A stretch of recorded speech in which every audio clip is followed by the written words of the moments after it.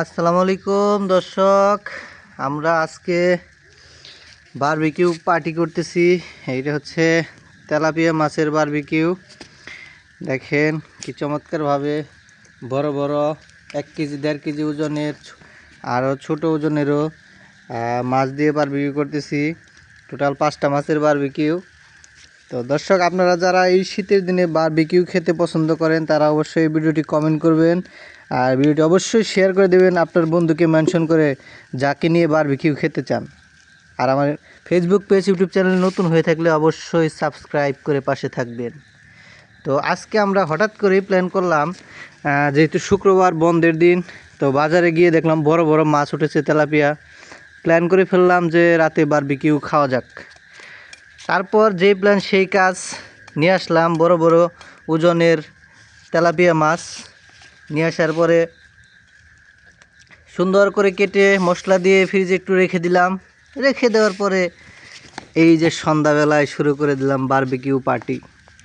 তো আপনারা দেখতেই পাচ্ছেন কি চমৎকারভাবে বারবিকিউ পার্টি আমরা দিচ্ছি। সাথে আছি আমি Hridoy Hossain blog, Facebook page, YouTube চ্যানেলের পক্ষ থেকে। তো দেখেন, আপনারা দেখতে থাকেন, আপনাদের সাথে নিয়ে আজকে বারবিকিউ পার্টি হবে।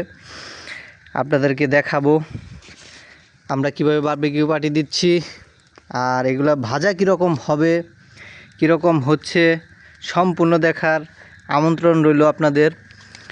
তা আপনারা দেখতেই থাকুন, সাথে আছি আমরা আপনাদের বারবিকিউ দেখানোর জন্য।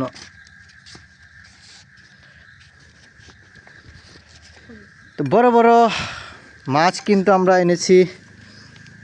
খেতে জানি না কীরকম লাগবে, সুস্বাদু হবে আশা করি। খুবই চমৎকারভাবে মশলা দেওয়া হয়েছে, বারবিকিউ মশলা প্লাস আরও কয়েক আইটেমের মশলা দেওয়া হয়েছে। ধনিয়া, তারপর হচ্ছে লেবু, হলুদ, মরিচ, সসপাতা সব কিছুই কিন্তু দেওয়া হয়েছে। তো তারপরেই কিন্তু এই পার্টিটা দেওয়া হচ্ছে। তো আপনারা যারা বারবিকিউ পার্টি করেন, বাড়িতে যারা বারবিকিউ পার্টি করতে চান আমাদের মতো, তারা কিন্তু এভাবে এই বারবিকিউ পার্টি দিতে পারেন। তো যারা যারা বারবিকিউ পার্টি দিতে চান তারা কিন্তু অবশ্যই কমেন্ট করবেন। আপনাদের কমেন্ট পেলে নেক্সটে আবার নতুন করে অন্যরকমভাবে বারবিকিউ দেওয়ার চেষ্টা করব। তো যদিও দেখে মনে হচ্ছে অনেক টেস্ট হবে, প্রথমে জিভলায় পানি এসে যাচ্ছে খাওয়ার আগেই। তো তারপর দেখা যাক কি হয়, কীরকম হয়। তো সবাই সাথে থাকবেন, ভিডিওটি দেখতে থাকবেন। আবার একটু পরে আসতেছি, আর একটু হওয়ার পরে।